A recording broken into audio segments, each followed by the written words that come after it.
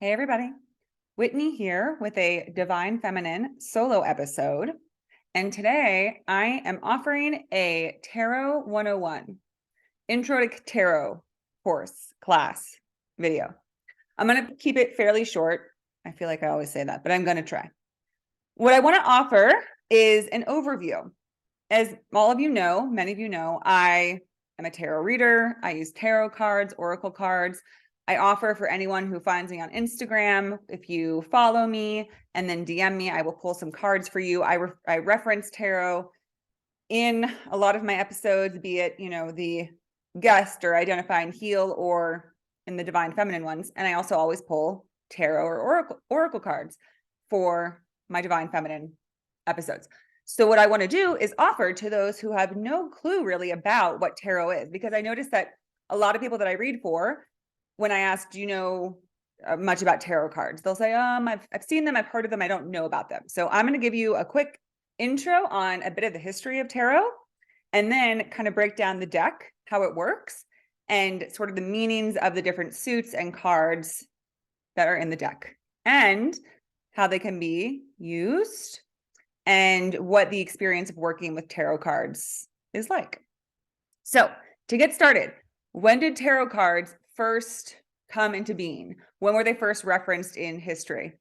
So the first reference to ever using or having tarot cards in society was back in the 1450s and 70s. And this was back in Italy. And they were actually created as a sort of a deck, like a deck of cards for fun. They were a game. They even came with instructions about how you're supposed to play with them. And then in 1783 is when the first record of them being used for divination. So what does divination mean? Divination is anything that refers to connection or communion with the divine. So your divining or divination is when you are using things as a tool to connect with and experience a channel, a message from the divine. So we can think of divination as, even prayer can be a divination. You're speaking to, and then you listen. Of course, tarot, oracle cards, there's all different types of tools that you can use. There's also pendulums, and there's something called dowsing rods. If you've ever heard those work more specifically with energy and more yes/no questions.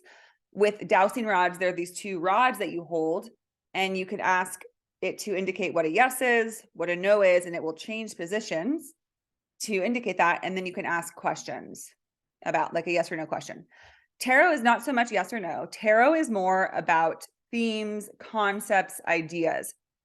The beautiful thing about tarot is it's much more open to interpretation, in terms of it's a lot about the reader or the receiver of the reading to see what they're feeling, what comes up for them with these cards. So that's what divination is. That was first acknowledged in 1783, that these cards were being used for this purpose.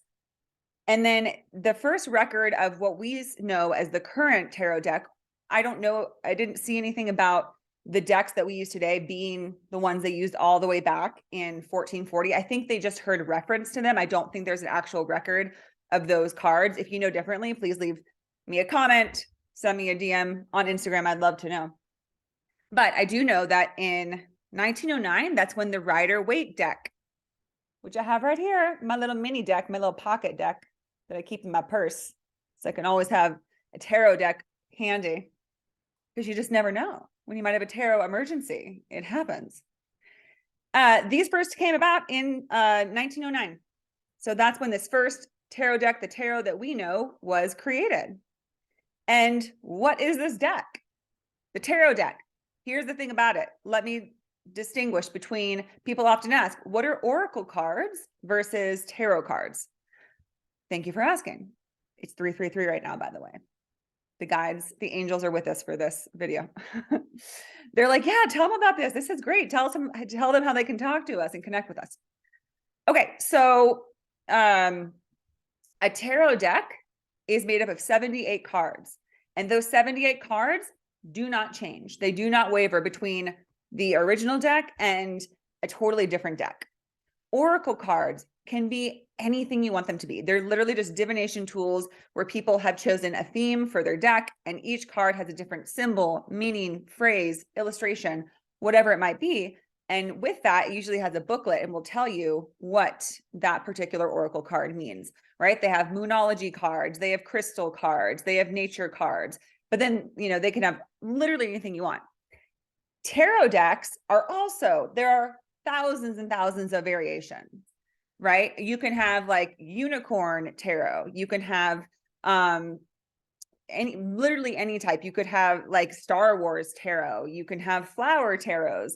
You can have David Bowie's Starman tarot. That's a fabulous deck. So you get the idea. You can go wherever you want with it. However, no deck ever strays from these established 78 cards. So what are these 78 cards? So these 78 cards, this tarot deck is broken up into what we call the Major Arcana and the Minor Arcana cards. The Major Arcanas are 22 cards. They start with a 0. The 0 card is the Fool. Major Arcanas are the bigger, more stronger, powerful energies. They are the cards that represent bigger, stronger events, stronger personality traits, experiences, emotions, stronger archetypes. So when you get a Major Arcana, let's say you get like, 5 Major Arcanas in a 10 card spread, you're like, oh, wow, you got 50% Major Arcanas, considering there's only 22 versus the 56 Minor Arcanas, which we'll get to. It's symbolic. It's meaning, I always take it when I get a lot of Major Arcanas, it means it's a stronger time in life. It means we're not having like sort of just little, bumps in the road and experiences where we're like, oh, wow, this is when like, you get a new job or you meet someone important or you're having like a big life event. So Major Arcanas are powerful. The 0 card is the Fool. The rest of them are all different themes, different concepts. Like they have the Lovers, which of course we think of as a divine union or partnership. However, originally the Lovers card was created as a fork in the road. So it's making a decision. And they use the Lovers because it's like, do I want this lover or that lover? Like that kind of decision. Of course, it was a male trying to decide between 2 females, but that's another thing. And so these different themes come through in the Major Arcanas. They also have the Devil card, which is a powerful card that's about like addiction and bondage. And then they have the Tower, which indicates like sudden shocking change. So you get the idea. It's like big different life events in those 22 cards. Getting back to the Fool is the 0 card. The really neat thing about tarot is that it's literally the game of life. The Fool is the idea of someone, you're walking out onto that path. You're stepping into this experience of life and you're like, all right, let's do this. The Fool is beautiful because he's kind of innocent and oblivious in this deck. Oh, I wish I could find him, but it would take a minute. Oh, we have the Sun at the bottom of this one right now. Isn't that beautiful? Speaking of Major Arcanas, this is considered by many people to be the happiest card in the deck. Look at that happy guy on his horse. He's like, yeah, it's sunshiny. There's flowers. I'm naked on a horse. This is a gorgeous life. And then right below that, we have the Tower, which I was mentioning. See how those people are getting the top of the tower has been blown off and these people are getting thrown out. It's a time in life where the phrase, the universe doing for you what you cannot do for yourself, that's the Tower. When you're like, no, it's fine. I'll just stay in this job that I hate. And the universe is like, are you going to make me do this? Bam. And a big thing comes in and you have to leave your job or you get fired or something happens because you weren't going to do it yourself. So I was going to try to find the Fool, but he's just like this happy guy, happy-go-lucky. Here's the Lovers for those. Oh, I know a lot of people are listening to this and not watching it. This is for those who are watching. You can see these cards and the Lover. The interesting thing about the Lover is it depicts 2 people with a beautiful angel and the sun, and they're holding hands. And the Devil is the same exact setup, but it's with I think it's Baphomet, the goat god is behind them, and he has these 2 people in chains, which is an interesting take on the similarities between, love and, I don't want to say evil, but I break it down to conditional versus unconditional. The Lovers is unconditional love and regard for someone. The Devil is conditional circumstances that keep you bound. Okay, so the Fool is stepping out, and he is considered the player of the game of life in the deck of tarot. When you're in Fool energy, you're making a totally new start. And it's that energy of, you know what? I don't care what anybody thinks. I'm stepping out into this path because I know that something better waits on the other side of this. The first tarot deck I ever had showed the Fool was this guy stepping out onto a rainbow bridge. It was literally a bridge that was made of a rainbow. How cool is that? But it's just that idea of like, and he was leaving behind this barren wasteland and headed over this bridge. And it's like, you know, I don't care if I don't know what's coming. I don't care if it might not work out, but there's got to be something better than this. And I trust in my dreams and I trust in this rainbow bridge, this bright potential. I'm going to go for it. So that's the Fool. The Fool sets out on the journey of the tarot, and there are twists and there are turns, and it's not a straight path, right? It's not like he walks through the other 21 major arcanas and then down into the suits, the minor arcanas, which I will get to. It's just like when you pull cards for someone, you know, you get the Fool, but then you could get everything out of sequence. It's not in order. You just see what comes up for you in your reading. That's why readings are fascinating. It's pulling from your energy. There are lots of different theories. Some people say, again, it's a divination. So people say, oh, it's your spirit guides, it's source, it's your higher self, it's your wisdom, any of these things, it's your future self. The only thing that ever matters is what you think. If you're curious about it, try out a deck of cards, play with them, see what you get. There are people who believe that it's sinister energy, that you shouldn't mess with it. I've had a lot of people tell me like, I hope you know what you're doing because you're opening the door for these forces. That's not the belief I hold. That's not where it sits with me in my heart or in my knowing. And so I've never given that a second thought. I believe that it's pure intention, pure wisdom, that it's pure love that comes through in these readings for your highest good always. And that's what I've always seen when I've done readings. So I trust it. Okay. So those are the major arcanas. You got the Fool in there.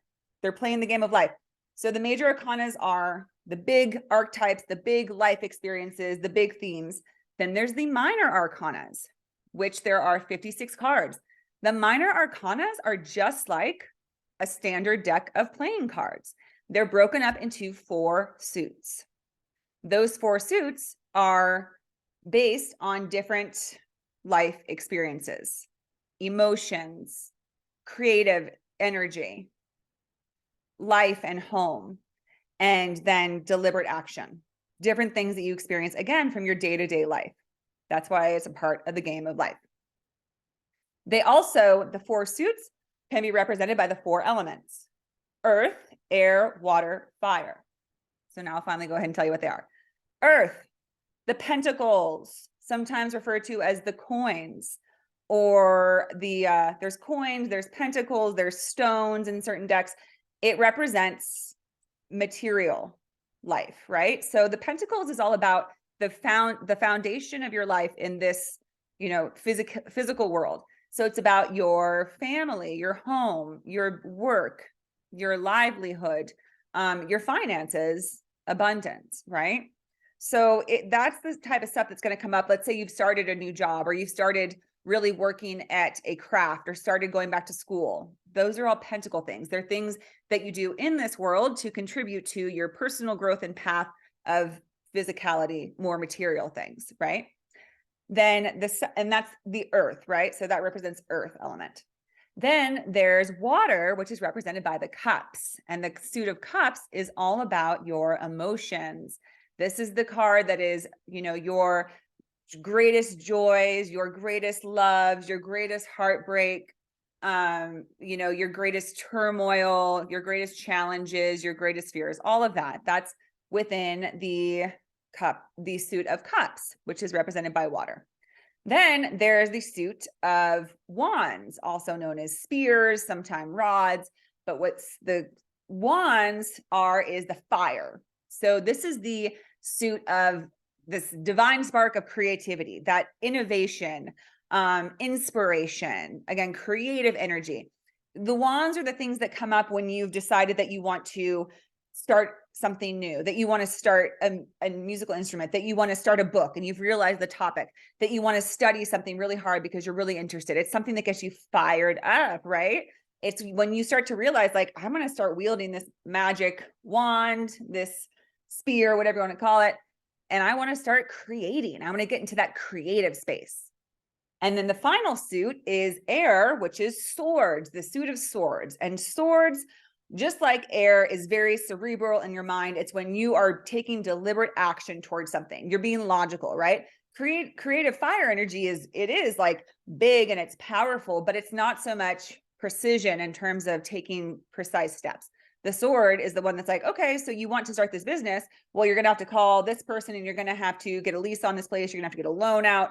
It's the one that's actually taking the deliberate steps. It can also be being in your place of power where you're deciding not to take bullshit anymore, and is sort of what the swords are, right? Like you're cutting through stuff.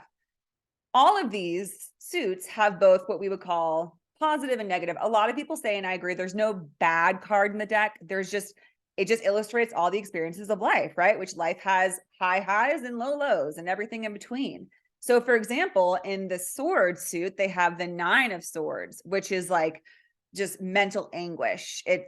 In the typical deck, it shows somebody sitting up in bed, just like grabbing their head, and there's 9 swords above them. And it just shows that it's like this mental anguish, because again, the swords is about air, is mental. And then there's also the 3 of swords, which is about heartbreak. It's like 3 swords right through your heart, where you've had a major loss and you're grieving. Right. And the same can be said for every suit. There's positive and negatives, but they're all different and subtle. I'm not going to go through every card. If people are into this, I could like have different episodes where I break down each suit, do like a grouping of different major arcanas. So if you're interested in that, please let me know in the comments or find me on Instagram, because I could talk about tarot all day. I just love it. And also just a little side note, I came into tarot totally accidentally, not to my own horn, but I didn't choose tarot. Tarot chose me.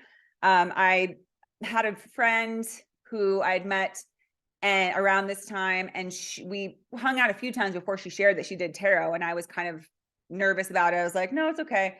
But then she was like, if it's actually not anything scary. It's really just like pulling in energies and might offer some guidance. And she did a reading for me and I loved it. And lo and behold, a few months later, I went to a New Year's party. Of course, it was from 2019 to 2020, because this is the decade when everything is popping off, when your innate gifts, when your spiritual awakening is going to be quickened, because this is a big time and it's just going to get bigger further into this decade and the next and the next and the next. Like, just you wait, our world is changing. Anyways, side note, but that's how I found tarot. I was at a party and this girl, it was a New Year's party, and she said, who wants a reading? And I said, I do. And she did a reading for me. And then she looked at me and she said, this deck doesn't belong to me anymore. This is yours. And she handed it to me and I took it. And it really felt like an initiation that I've never experienced, where I thought, oh my goodness, I'm meant to work with these. And I was a little bit nervous, but I totally embraced it. And of course, then the pandemic hit and I had a lot of time on my hands and I studied those cards every single day. I personally think they're beautiful. Okay, so that breaks down the 4 suits. So as I said, they each represent different facets of our life experience, different facets of ourselves. So that sort of explains, in a brief nutshell, the tarot deck, where tarot came from, how can tarot be used as divination, as tools for guidance. I am a mental health therapist. That's my profession. And I will often bring them into session if people are curious and open to it. Let's say I have a client who is trying to decide whether they take a job or not. And I can say, do you want to pull a card? And based on the card that we pull, it can offer a little bit of insight. And the great thing about tarot is it really isn't a yes or no, or like a fated, oracle of like, here's your future. It really is up for interpretation, where you can say, this is what I'm getting from this. Tarot is also intuitive. So all readers will say that they are intuitive readers. They're not just going to look at a book and say, well, this is the Page of Cups and here's what it means.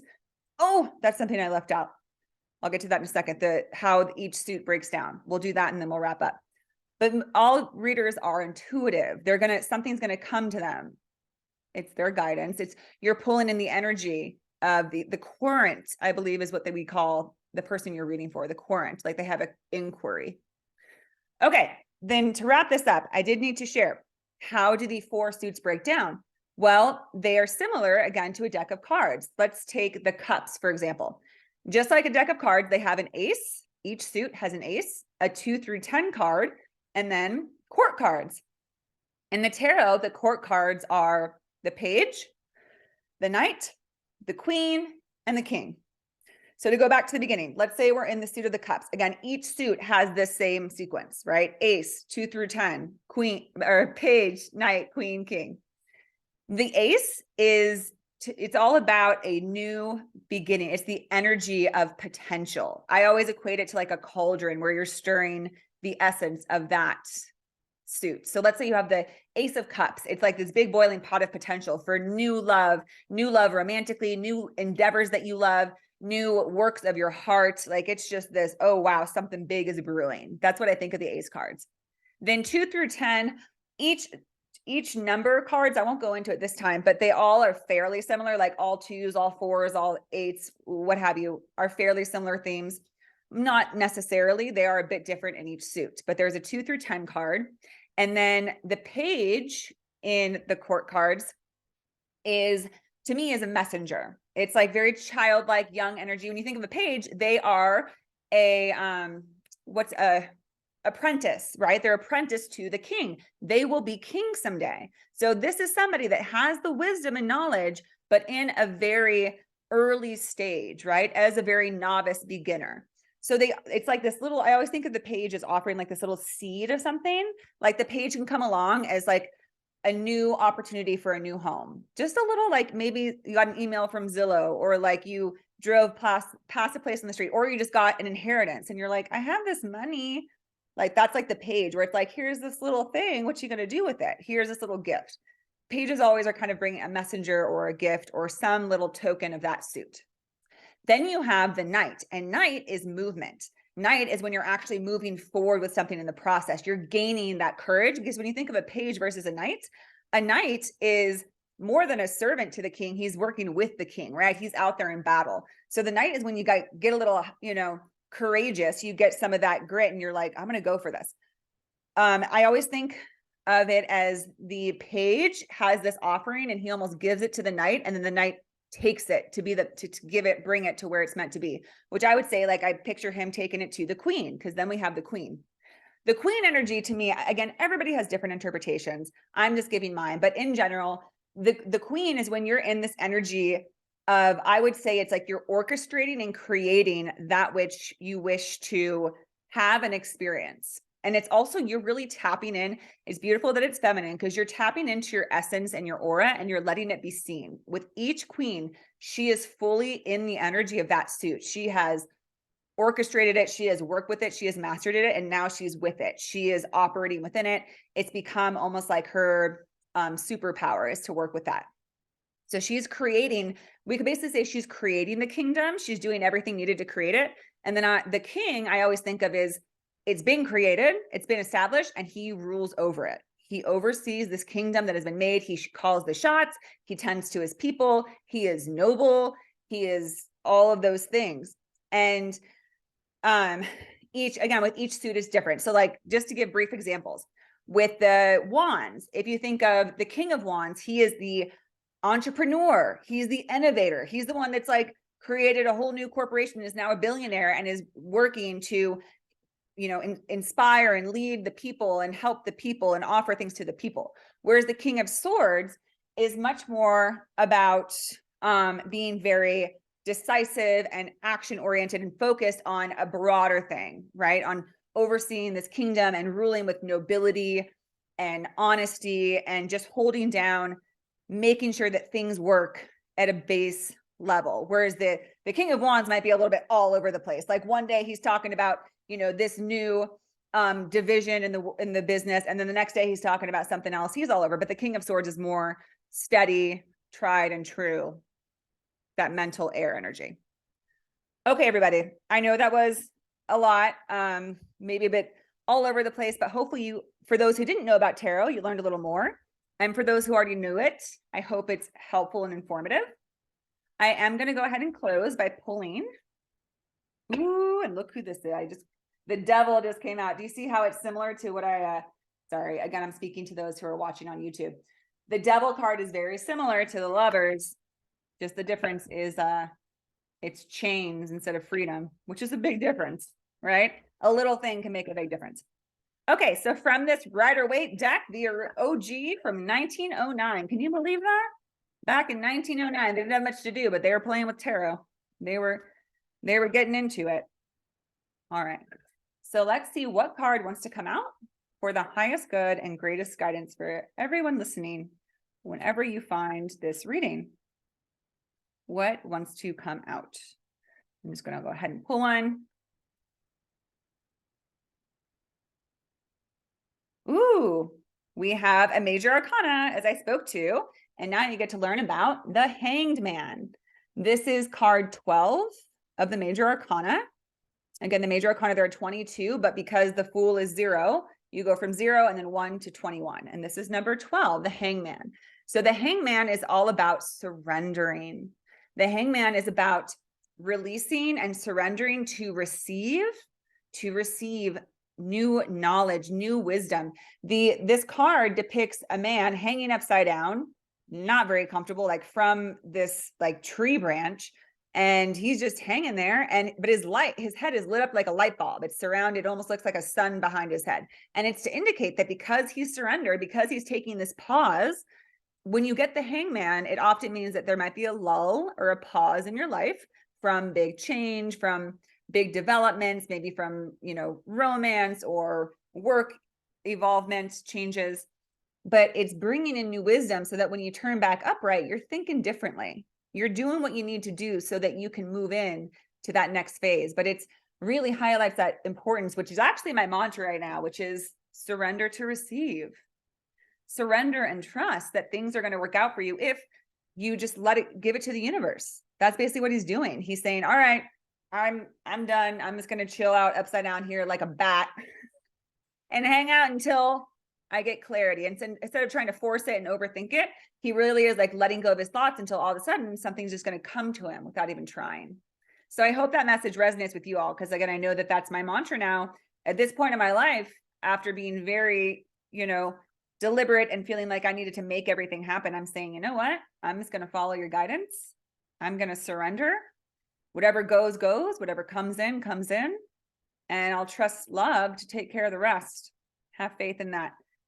All right, everybody. I hope that was helpful. I hope you enjoyed. Have a beautiful day. Take care.